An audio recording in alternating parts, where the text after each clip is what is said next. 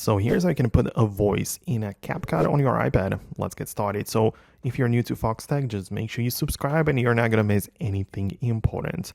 So of course, get your Capcut ready, and there are more ways how you can add the voice.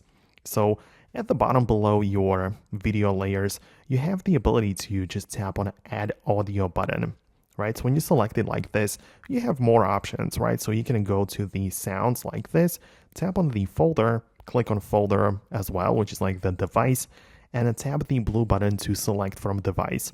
This will open up the Files app window. So in case you have any voice recordings or MP3 files saved in the Files app, you have the ability to import them to your Capcut project, which makes it very effective and quick to use, right? So that's one method. Outside of that, you also have the ability to tap on the microphone in the bottom right corner for the recording. So this lets you specifically start speaking over your video as it's playing in real time in, like this like editing preview. And you can literally add a voiceover through the Capcut application. So no third-party solution required.